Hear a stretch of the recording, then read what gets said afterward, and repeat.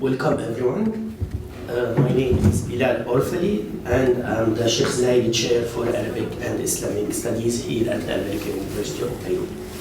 It is my pleasure to introduce our speaker today, Dr. Saleem Al-Bahloly, who will speak about his lecture is titled The Turn Toward Truth, al-Haqiqa, Shakir Hassan Al Sa'id.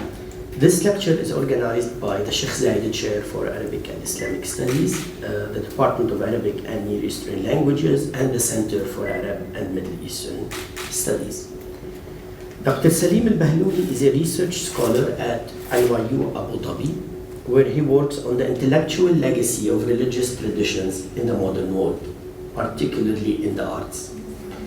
He received his PhD in anthropology from the University of California, Berkeley in 2015.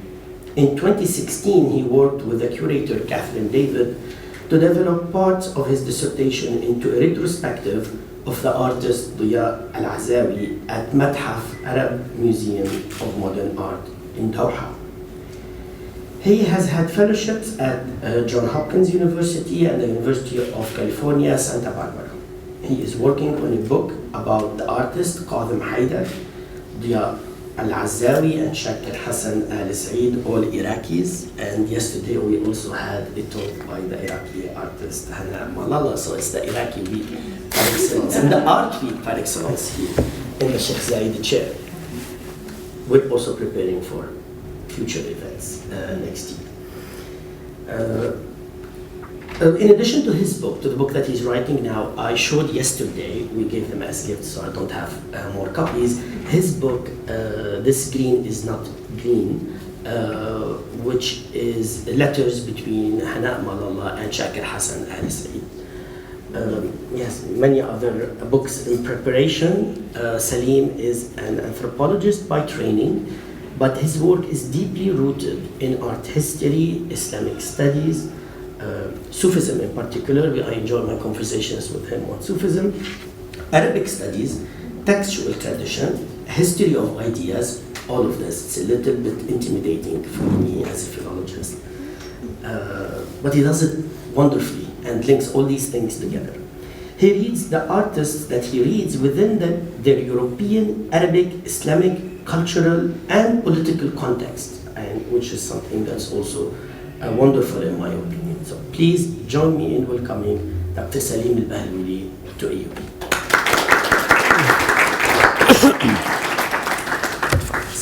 I think you oversold me, Bilal. Thank you all for coming. Thank you, Bilal, for inviting me. My thanks to Aida for arranging everything, and I want to take a minute to thank Sheikh ZAYED for his vision in establishing the chair that makes it possible for all of this to happen. His leadership continues to be an inspiring example for all of us. Tonight I'm going to talk about an artist, Shakir Hassan Al Sa'id, whom some know for his theoretical engagement with the mystical tradition of Islam, and others for his practice of a certain variety of abstraction. From the 1960s until the end of the century, Al Sa'id produced a body of work that largely revolved around the construction of surfaces by layering material on canvas, paper, wood, cardboard, and then inserting graphic elements. Early on, these graphic elements were ordered in the picture plane by principles of repetition or symmetry, and governed by the directionality of the line that draws them.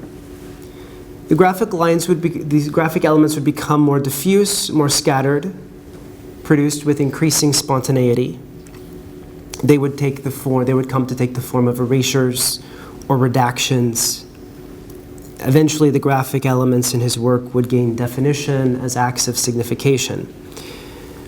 Sometimes the directionality of the graphic elements would pull against the inertia of the surface, creating the effect of weather or atmosphere on the picture. The surfaces of his work thickened. They acquired scratches and abrasions and a greater density that would eventually lead Al Sa'id to speak of the thingliness a sha'iyya of the artwork, or of its objectivity. Now, although this body of work evolved over time, it grew out of techniques that Al Sa'id encountered in Paris in the late 1950s. Alongside this body of work, he produced an extensive body of writing, which he always understood as a part of his practice. In that writing, he developed a conceptual framework for working with these techniques that drew deeply from the mystical archive of Islam. That framework is anchored by the two famously elusive concepts that have become associated with his name: the concept of contemplative or meditative art, fan al-ta'amuli, which names a practice of art that relates the human self to the physical world. By stripping the artwork, not only of its representational machinery, but also of any two-dimensional form. And then the second concept, the concept of the one dimension, which names at once the analytic identity of line in relation to a two-dimensional surface, as well as the experiential dimension of line that would enable the contemplative relation of the human self to the world. And that experiential dimension of line arises out of the contradiction between, on the one hand, the geometric impossibility of line on a two-dimensional surface, and on the other, our perception of line nevertheless. But this body of writing contains another element that might lead us to reframe the relationship between mysticism and abstraction in Al Sa'id's practice. In a lecture he gave in 1966, he argued that the use of line and point to stage an experience of time required the kind of visual field created in imaging technologies. And quote, an artificial perspective that transforms the artwork into a space without beginning or end. It is an expression that positions the point to be a dot, seen by means of the microscope or telescope, or on a map, whether of the earth or the sky. End quote. When Al Sa'id first articulated the idea of contemplative art in 1966, he insisted that the artwork was part of the created world that human beings are invited to reflect upon in the Quran. But in his book Freedom in Art, published in 1974, even as he sought to define the analytic limits of the artwork as a two-dimensional surface, he wrote that this field of point, line, and surface constituted a world whose boundaries were, quote, the distance between the point and the universe, and that could, quote, show something as small as a cell and something as vast as the cosmos. I'm building up evidence for a case here, so bear with me. Over the 1970s, as Al Sa'id came to think of the artwork as continuous with the environment we inhabit, and as it acquired what he called a thingliness and an objectivity, he conceived of the artwork as operating according to processes of natural history, with the deep geological or astrological time of the earth, stars, and extinct animals. For instance, he would compare the artwork to the surface of the earth, beneath whose stillness lie movements that cause the surface to break suddenly, pouring out its inner contents, which then dry into its crust. He described the relationship of folk art to modern art as that of the survival of extinct animals in the present form of chameleons and lizards. The artwork, he wrote, has a temporal structure like that of a star whose light reaches us millions of years after the star has died, such that we see it in our present even as it remains in its past. Beyond what there is to see in the art, at its origin, he wrote, lies a kind of non-thing, in the same way that behind human life lie various stages of evolutionary development that go back to amoeba. At the beginning of the 1980s, he described the artwork as a, quote, a slide, at once of the external world and my existential choice in picking this slide to place beneath a microscope. Al Sa'id accompanied some of his major publications with scientific imagery. In a 1971 publication that he edited to accompany the exhibition Al-Bu'd al-Wahid, the one dimension, amid photographs of work by artists in the region, but also in Europe and in India, and amid samples of calligraphy from different historical periods, there's a photograph of a comet and a photograph of a sky field with stars. In the book Freedom in Art, published in 1974, Al Sa'id includes what seem to be some of the earliest photographs of the surfaces of Jupiter and Mars. I think this is where we might begin in order to understand the relationship he forged between abstraction and mysticism, with the expansion of the concept of the universe beyond what the eyes can see, to include phenomena that are only available to human perception through the mediation of instruments. Beginning with the invention of the telescope and the microscope at the turn of the 17th century, scientific technologies actually gradually removed the physical reality of nature from the direct experience of the senses. In doing so, they also removed the universe from the scale of the human, ushering in a concept of the infinite and severing the connection between the human and the universe. The concepts of contemplative art and one dimension that Al Sa'id formulated were as much a response to the new astrological frame of human existence as they were an attempt to provide native intellectual ground for the practice of abstraction. But Al Sa'id, in formulating these concepts, Al Sa'id drew on the mystical archive in order to answer a question that the mystics never posed: the meaning of existence in a universe that is infinite. In a letter to a young artist written in the mid-1990s, insisting on the importance of concepts in the practice of an artist from the post-colonial world, Al Sa'id disclosed that his research on the one dimension was a way of outfitting his practice with a conceptual framework that could guard against the risk of imitation.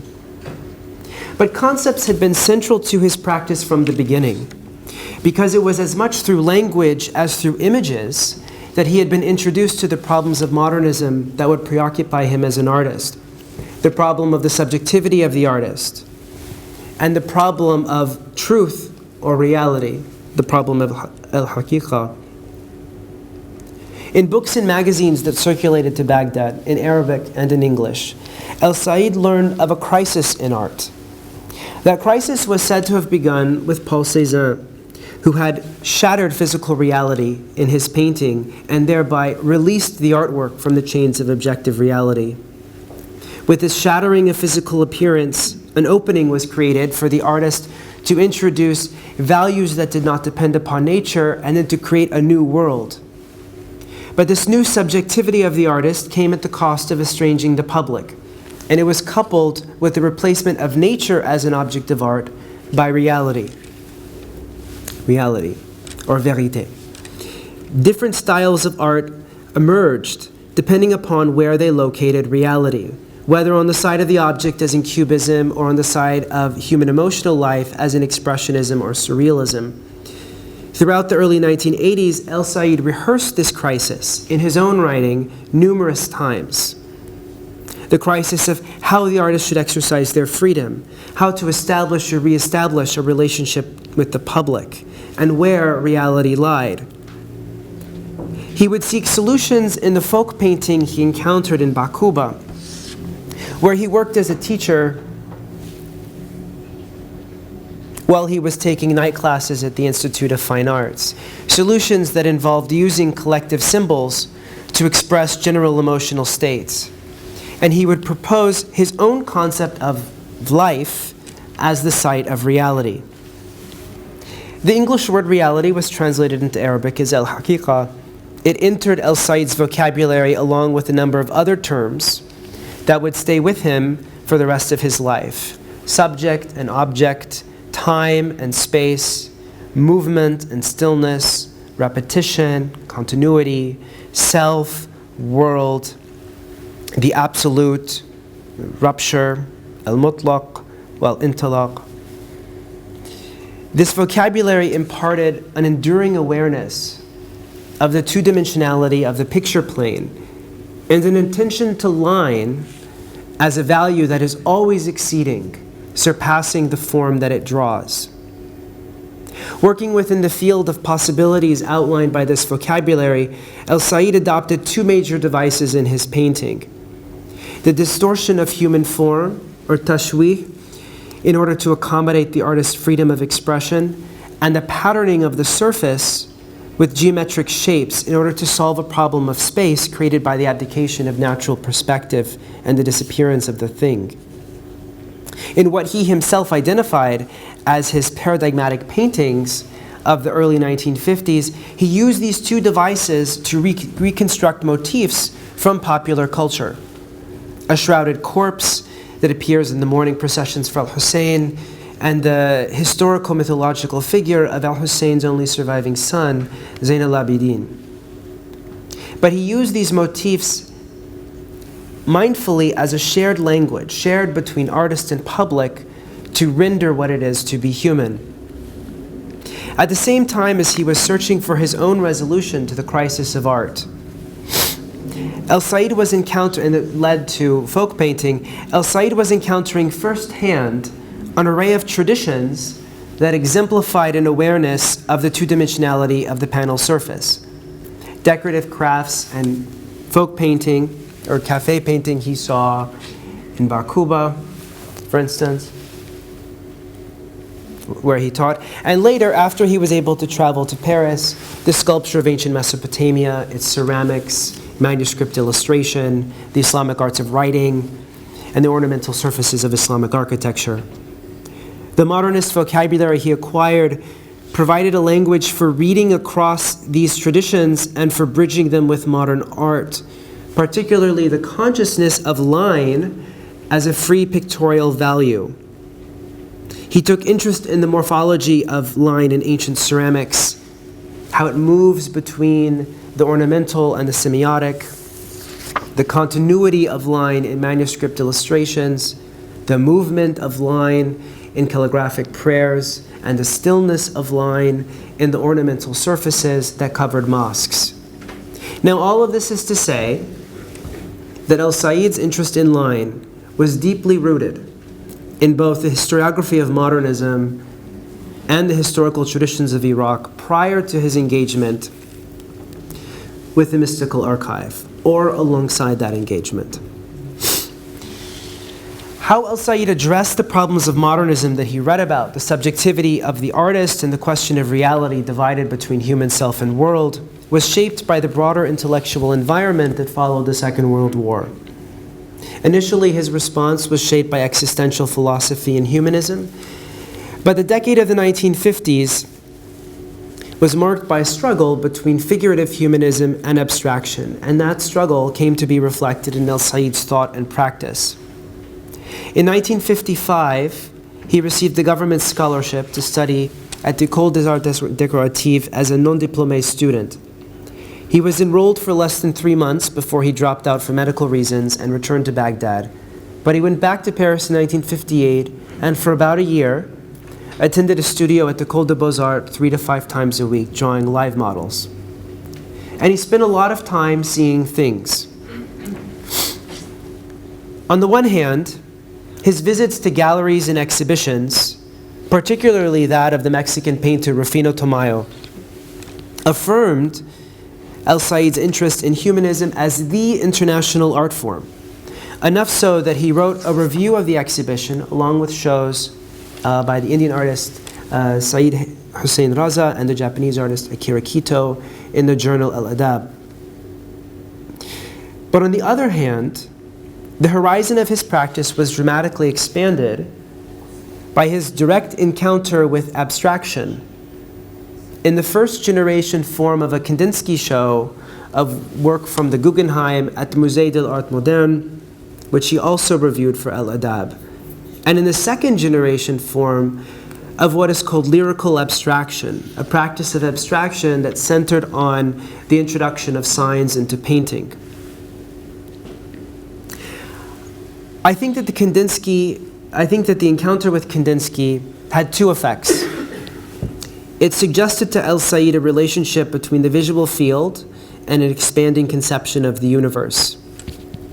And it suggested that line and point were not only mathematical entities, but they might also have a phonological reality.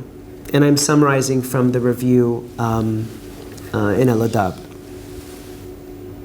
Now, lyrical abstraction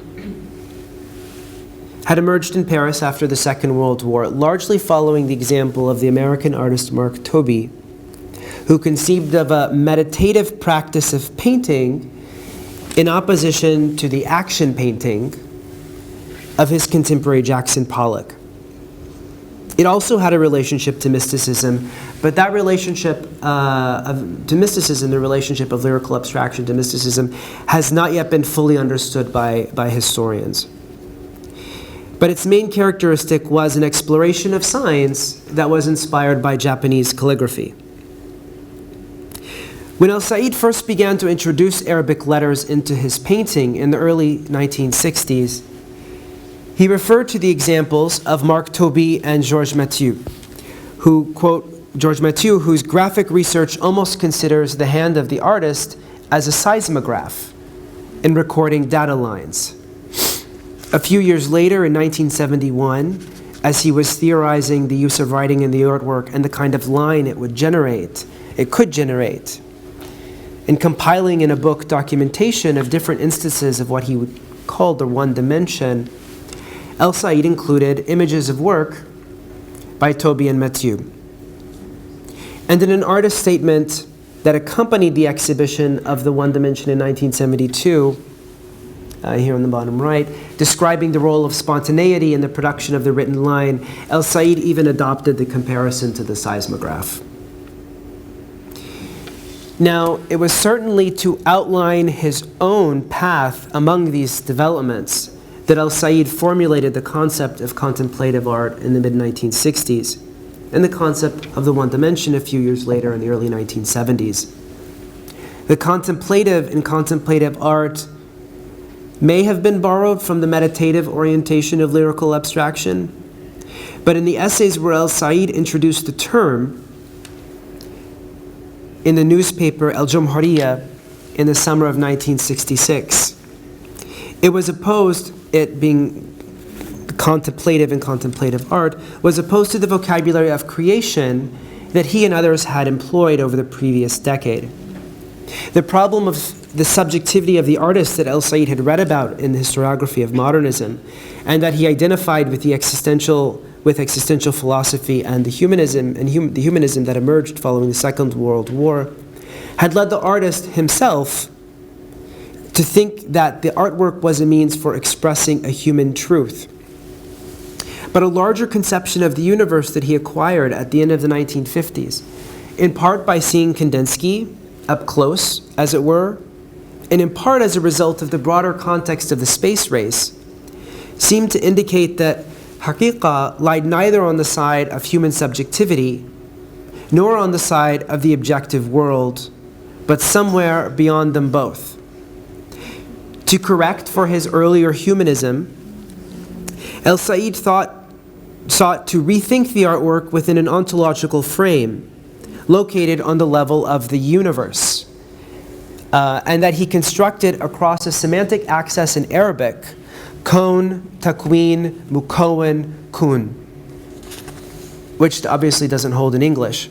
We might translate it as the universe comes into being through the act of making performed by the one who makes be through the divine speech act be.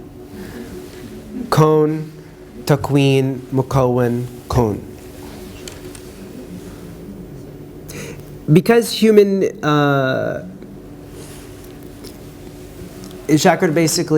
Hassan Al Sa'id basically replaces the concept of world with this broader ontological frame.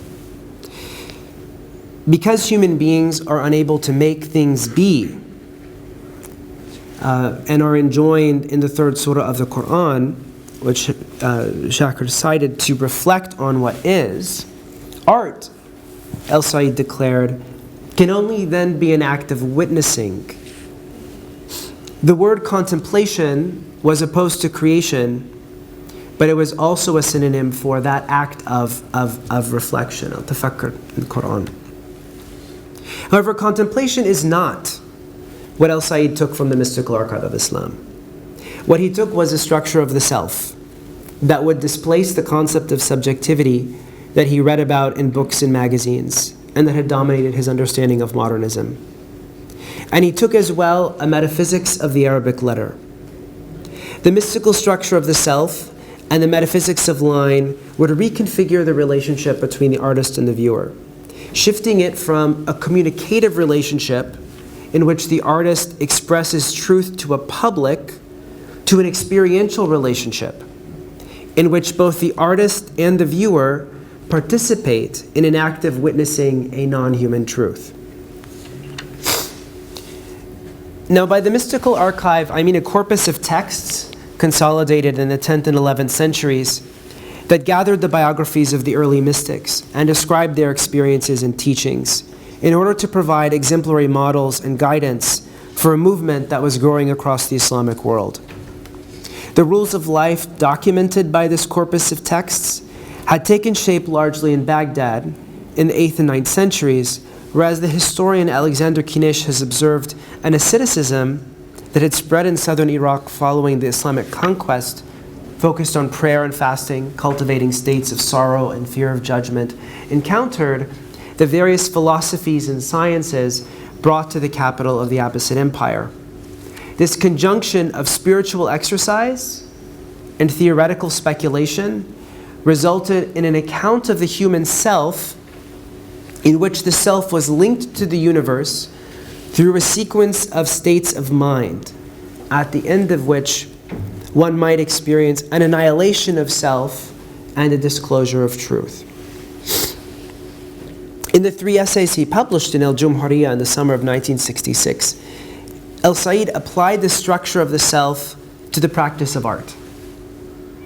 In turning inward, the artist might encounter not only deeper and deeper layers of unconscious experience, but also something that was not experience, a non-self or a non-objectivity that converged with the truth of the universe.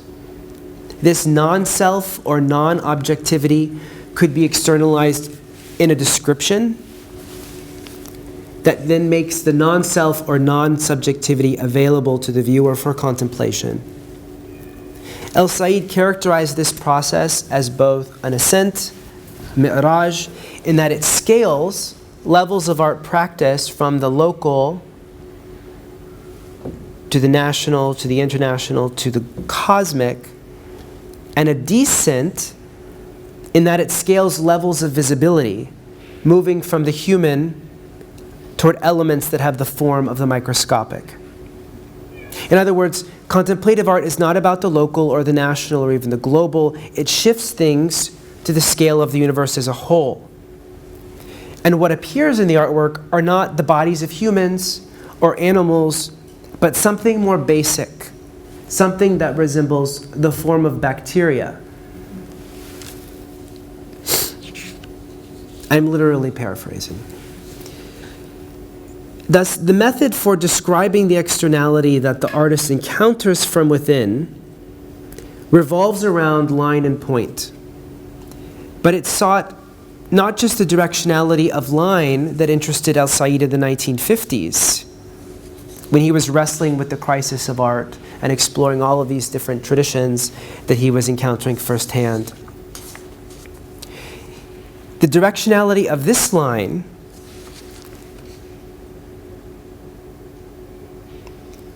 the method in this case, this time, in 1966, sought a directionality that moved within time. And not only the time of viewing, but a recursive time of the universe. And this regression, Al Sa'id took from the mystical archive. Meditation on the Quran was an essential practice for the mystics. They understood the Quran to be constituted by layers of meaning to which God grants access only to a select few. The mystics were particularly drawn to interpreting the consonants that appear mysteriously at the beginning of 29 surahs, what are called fawatih. For the early mystics, the content of the Quran was concentrated in these letters. In a teaching that Al Sa'id would repeatedly invoke, the 10th century mystic Mansur al-Hallaj explained, "In the Quran resides the science of everything, and the science of the Quran resides in the letters placed at the head of the surahs. The science of letters resides in the sign Lam Aleph, and that of Lam Aleph in the Aleph, and that of the Aleph in the point, and that of the point in the original knowledge, and that of the original knowledge in pre-eternity, and that of pre-eternity in the will, and that of the will in the mystery of the He, and that of the mystery of the He in there is nothing like Him. The only one who knows is He." And here in Al-Hallaj's description of what is called ilm al-huruf, or the science of consonants, the mathematical reduction of line to a series of points converges with the regressive orientation of a mystical desire that sought to return to a time, before creation, to a condition of unity with God. Just as Al Sa'id adapted the mystical structure of the self to the artistic subjectivity of modernism, so he sought to adapt the regressive metaphysics of script, of the Aleph, to the line that modernism had unmoored from its subject. In the schema of contemplative art he sketched, the artist sought to concretize the non-self through configurations of line and point, whose movements the viewer would follow back into a time beyond memory.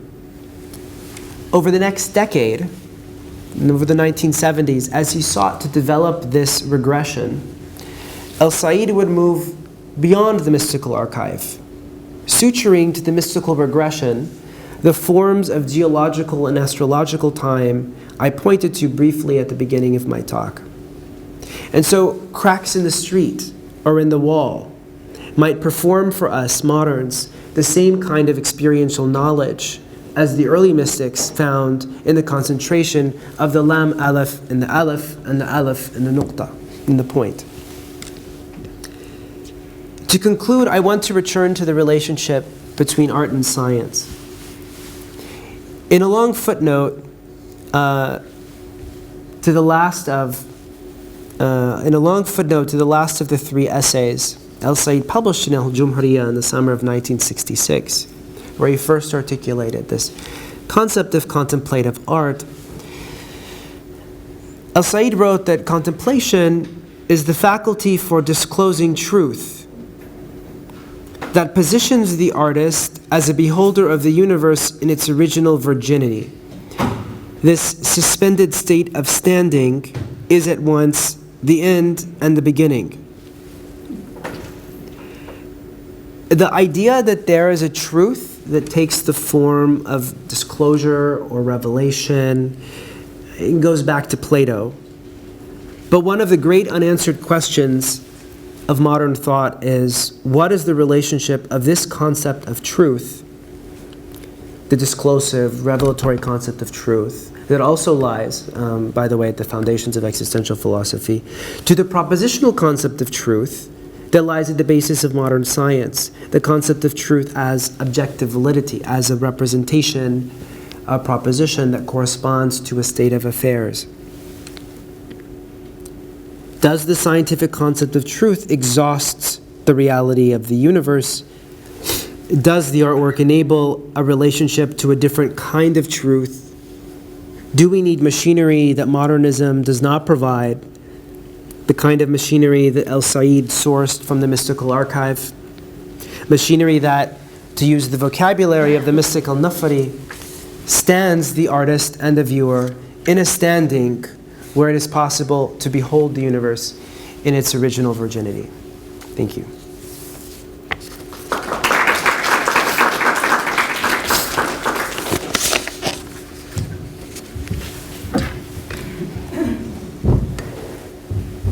Thank you, Dr. Bahloly, for this talk, and we will now open the floor for questions.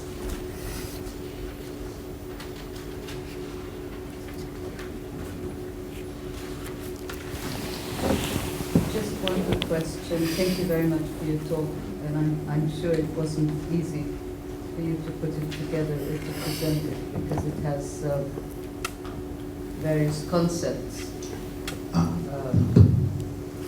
kind of overlap across between science. I suppose you mean al-ilm, essentially. Is that the way you're translating science?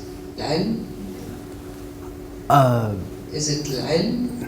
At which point in the talk, or in which context? In reference when you are using the word science in general. At the end, when I mentioned the science of consonants, yeah, that's ilm al-huruf. But ilm, I mean, it would be the physical sciences in terms of the astrology, the kind of astrological or geological frame for some of al-Sa'id's thinking. Ilm, yeah, ilm. That's what I thought. Yeah, essentially it's between that and art. And I see what you mean. Sa'id is essentially, Al-Sa'id is such a complex mind of his own. And being an artist, reflecting and writing is often borrowing concepts from various philosophies that you can make reference to or not. But the entire concept of the point goes back to the geometry, and that was clearly spelt in the treatise or Rasail of Ikhwan al-Safa.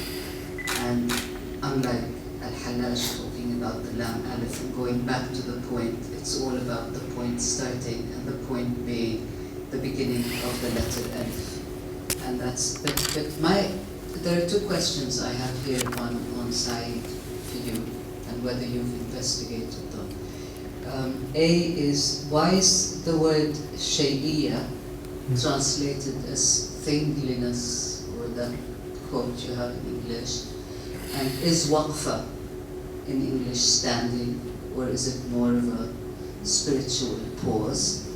And the other thing I'm much more interested in actually is the materials. Have you investigated any of the materials that he has used in the making of his paintings?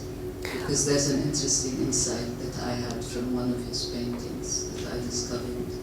That's all. Share the insight? Sorry? Share the insight? No, I want to know if you have any insight. I haven't had the opportunity. I mean, I had the opportunity this afternoon to look briefly at some work, like in the flesh, or in real life. But mostly what I have, I've engaged through images. I've been able to see very few of his work. His works in directly, but this is a project that I only really began a couple of years ago, or a year and a half ago. Al-Sa'id's papers will be made public in the next couple of years, and so we'll learn things we couldn't even imagine. So the answer is not really. But as for the shay'iyya, the thingliness, it's not the shay'iyya as in the kind of will. It's something he says in an artist statement at one point in the 70s. No?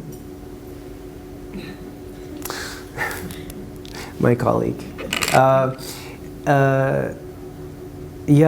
But maybe share some more about what you're thinking. No, there's also one other thing that occurred to me. You make absolutely no reference to Sa'id's kind of attachment and the influence that he acquired from Tapierce. I think it comes actually through Mark Toby and George Mathieu. Because I have long conversations about with him about Tapierce. And he even, I have a book of his, and we had a long session on that. It was in Beirut actually in the early 80s. And to me it was always obvious that he was the closest. In following that path and that route. And he was so attached to the book I showed him, and he asked me to keep it. And I know that he had an affinity. Yeah. So I think it's very important to also look into that as well. I mean, he's part of the. I mean, he's definitely part of the larger context of lyrical abstraction. Tapies wrote that Mark Topi was like, there are two major artists of art in Formel, and one was Wolz and the other was Mark Topi. And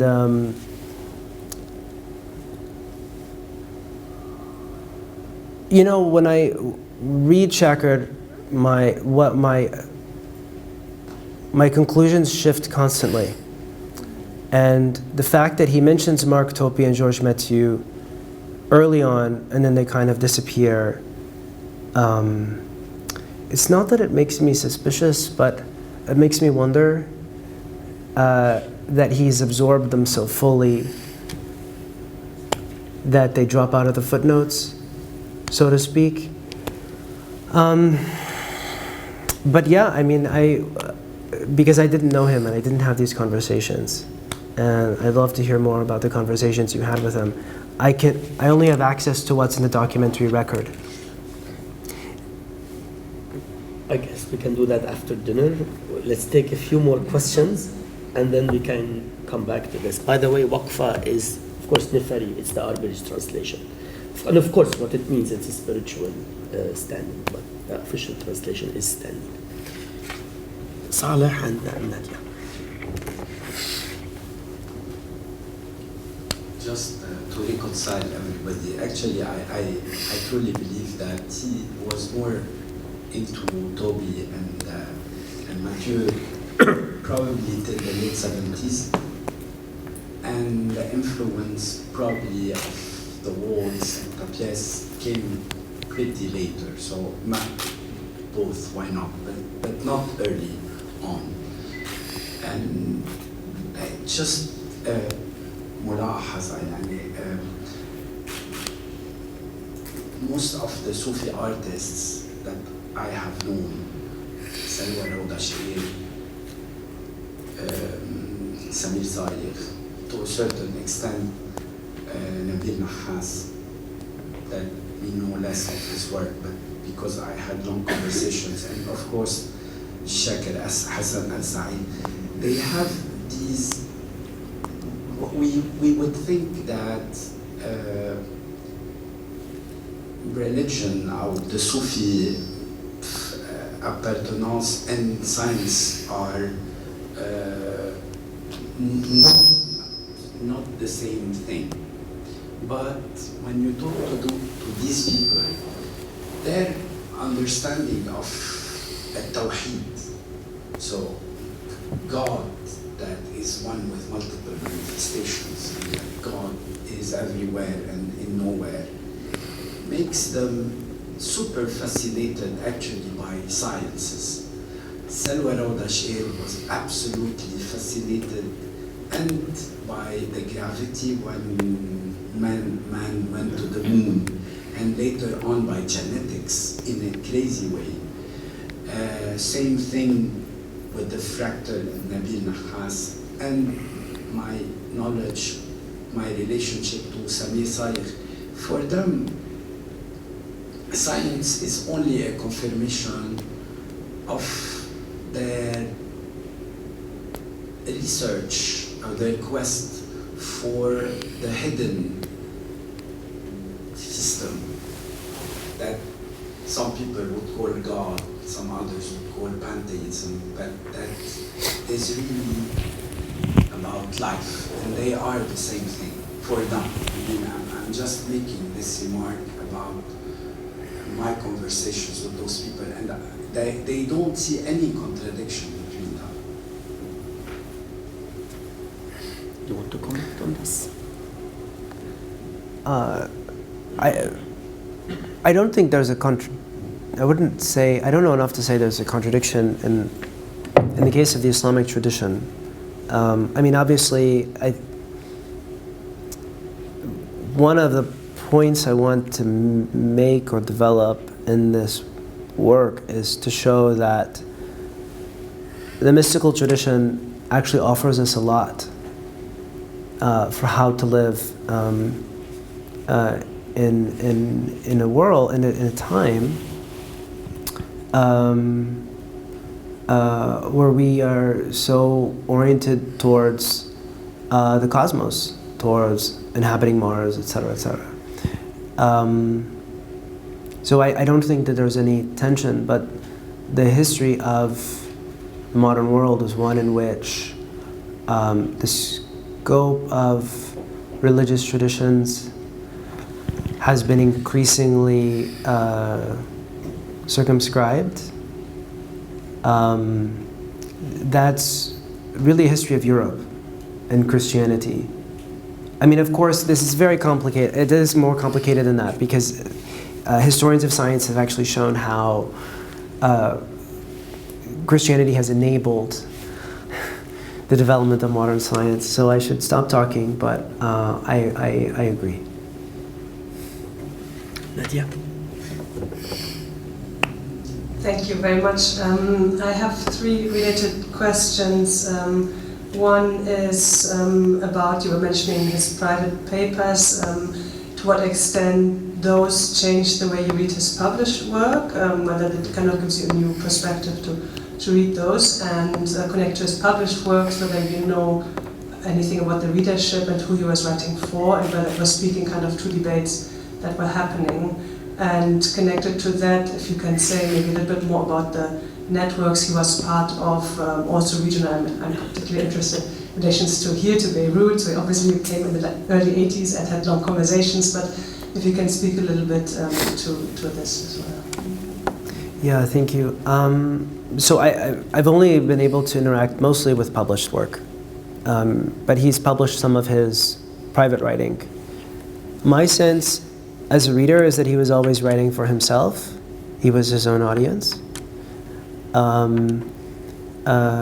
But in May, hopefully I'll have the opportunity to read what wasn't published. As for his circles, at this point I'm looking kind of at an earlier part of his career in the 50s and 60s, and one of the things that fascinates me is the circle in Bakuba, where he taught. A lot of interesting people were teaching there. One was Nahadat Akarli, who I suspect was his introduction to existential philosophy. And Nahadat Akarli was there, so along with his brother, who's a writer,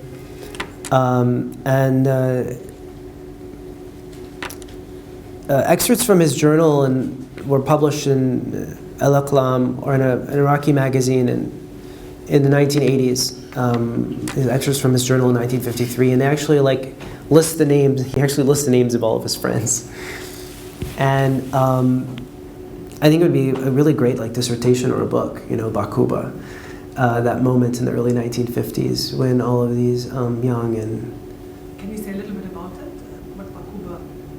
Bakuba is a town maybe 50 kilometers outside of Baghdad, and Shakir had graduated from the Higher Teachers Training College in 1947 or 1948, and then he had a job teaching in Bakuba. He lived in Bakuba, and most of the work that he produced until he left to France was made in Bakuba. He describes he had a house in the northern part of the city. He got some chickens and a nightingale, and he would paint the chickens and the nightingale, and and that was his practice, and so you see in collections, you see roosters, I think, in the Dalal Foundation. Made in Bakuba. But Bakuba, of course, that circle was tied to Beirut through the journal Al-Adib, where Shakir published maybe 8 pieces of writing, and that's where you see him rehearsing the crisis of art, the problem of subjectivity, the problem of truth. I guess print culture had tied the cities of the Arab world together even before Arab artists and Arab intellectuals met. he was introduced to the crisis of modernism through an Egyptian magazine, an Egyptian journal. Yeah. But later, I don't know yet. But maybe I will learn more. For the unpublished papers, do you want to tell us about the Khalili collection? The Ibrahimi collection in Amman is working with the estate of Shakir Hassan to publish, to do a catalogue raisonné and to publish his papers. The projected date of publication is 2025, I think. 900 pages.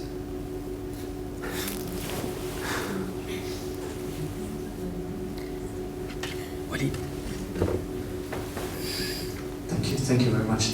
A question from an unbeliever. How do we assess an artist, an Arab artist,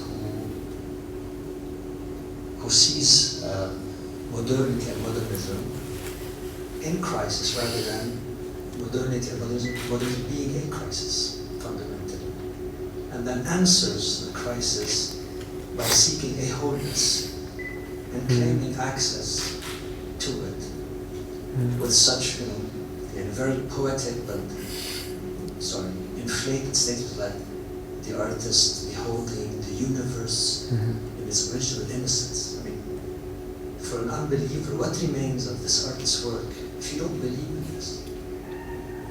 Or is he an artist for believers only?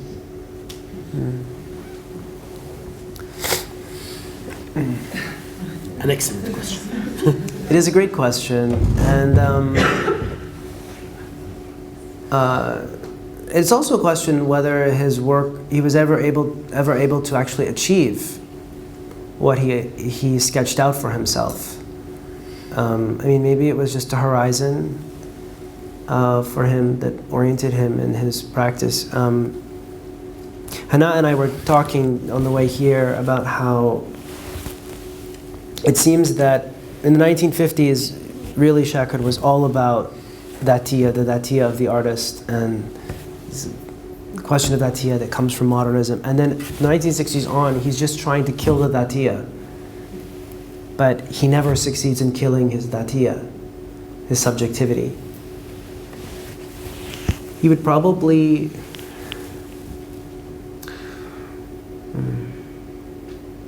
something to think about, but I don't know if wholeness is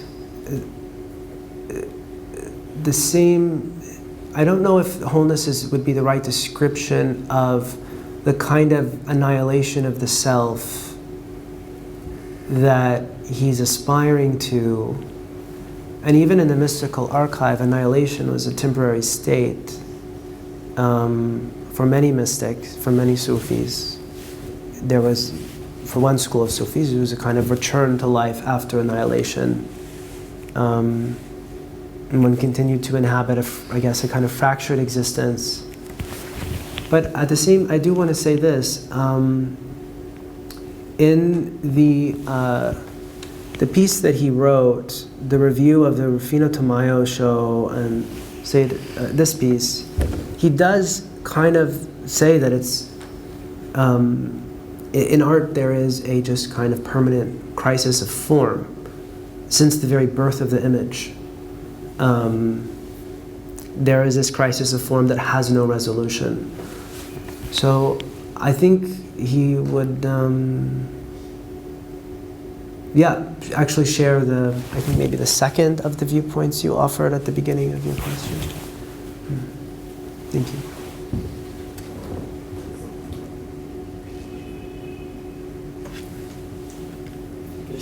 Yeah, I want to think out loud, and about the project that you're undertaking.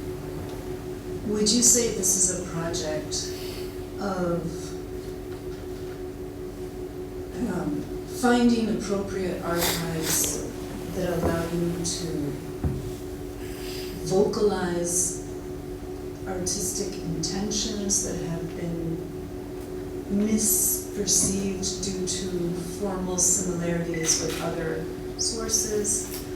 Or, I mean, you started out by saying that you believed that or you said at some point, you believed that the spiritual tradition has something for us, right, now. And so maybe you can articulate more your interest in this and what you want to take away, and we don't need to limit ourselves to thinking if this was what Said meant on that day or this other day.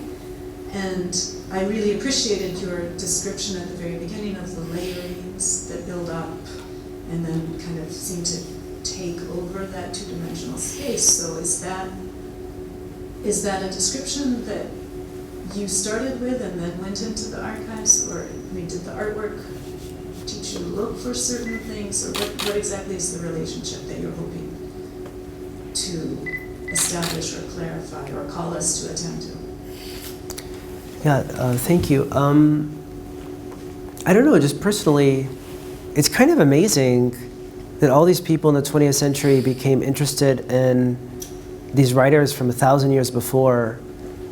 The worlds were so different, and yet they must have been so similar. And the question is, well, what did the mystical archive offer these people? Not only Shakir, but Salwa and other artists.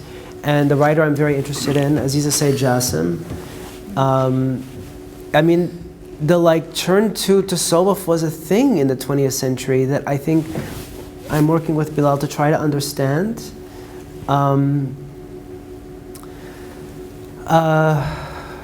I don't know.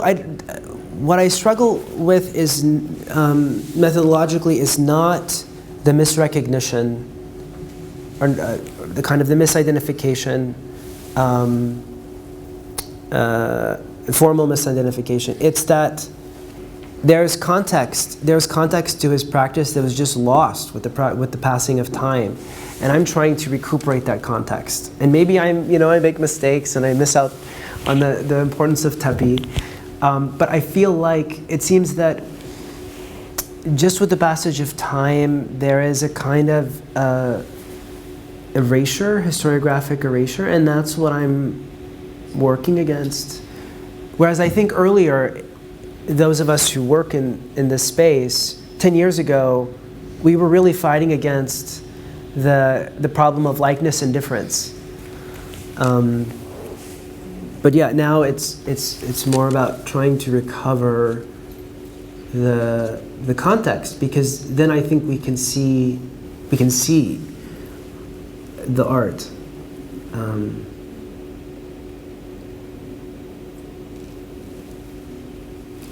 Would you mind talking about the way the project relates to anthropology?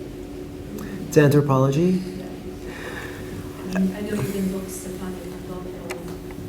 Well, yeah, I mean, I'm trained as an anthropologist, and what that means for me is that anthropologists understand language to somehow be primary in human life, that human life is shaped fundamentally by language, and we take language very seriously. So I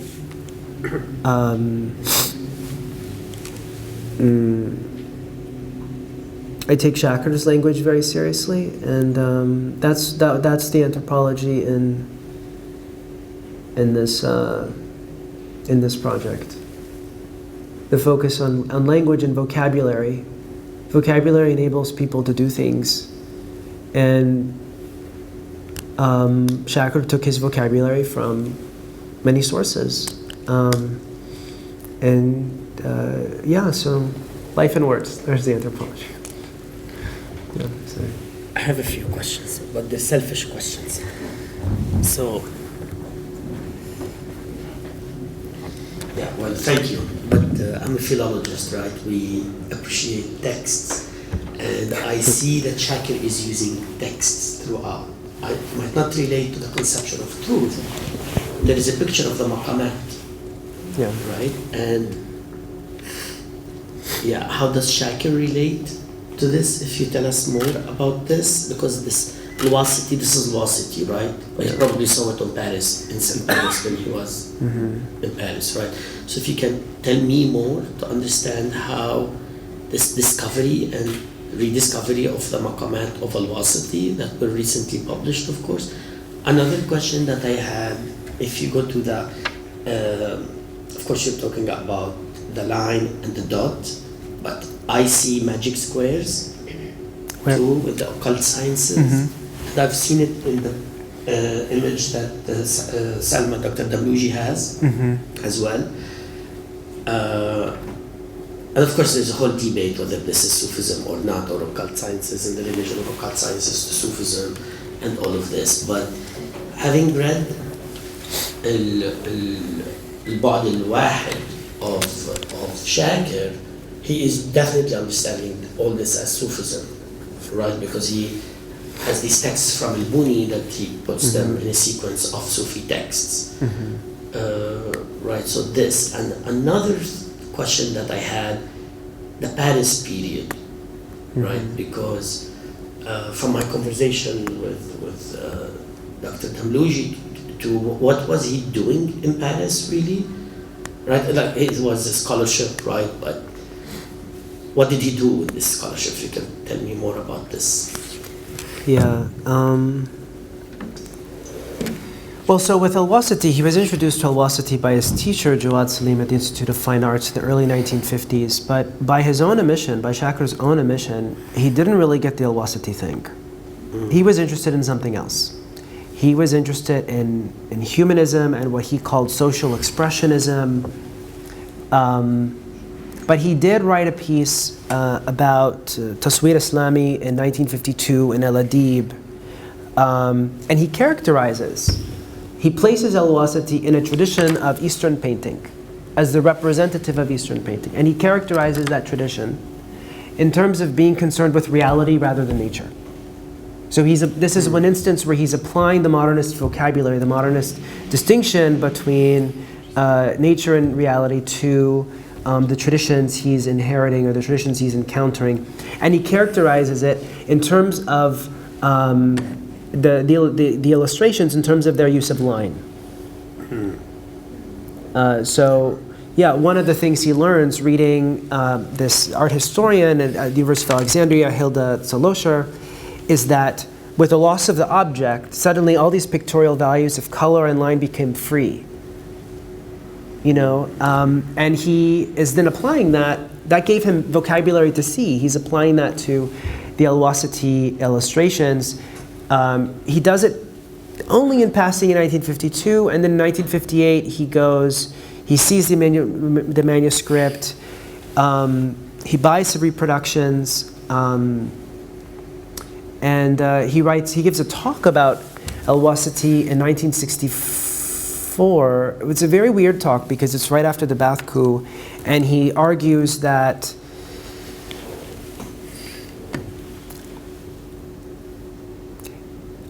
Al-Wasiti is projecting a better world than what exists. And that somehow the collapse of depth, the absence of depth in the illustrations erases social distinctions. And he has this whole kind of political theoretical interpretation of Al-Wasiti's illustrations. He gives it as a talk just after the Ba'ath coup. It's really weird, and then it's published in 1964.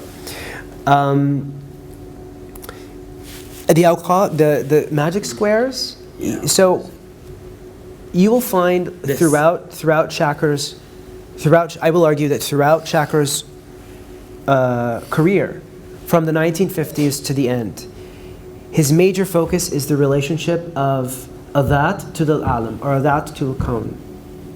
It is a question. It is the existentialist question. It is a question produced by modern science. And what he sees in the awqaf and the astrological science are a way that the human being can relate to the external world. Because that's a problem for the human being. And that's what the astrological science are all about.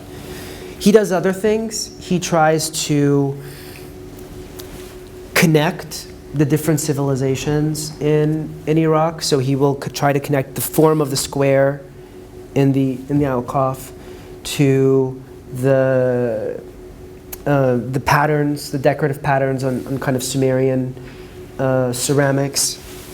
That's for the awqaf. In Paris, as you know, I just was in Paris trying to verify his enrollment and learn more about what he was doing there. So I don't know much. We know from Charbel Dagher's book, beautiful, beautiful book that came out recently, that the first year the first few months he went to Paris, he was mostly studying language. He struggled with French, apparently.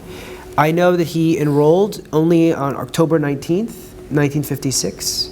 By January, he was no longer attending classes for medical reasons. What that reason is not stated in the records.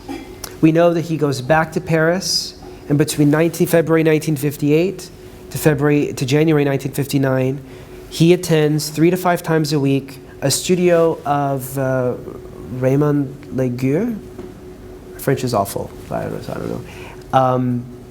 And yeah, and there are records of Shakir signing in, and his attendance is kept, and he just live model drawing. And what he was doing was seeing things, going to galleries, going to exhibitions, and writing about them. But hopefully we'll learn more when his papers, his unpublished papers, are made public.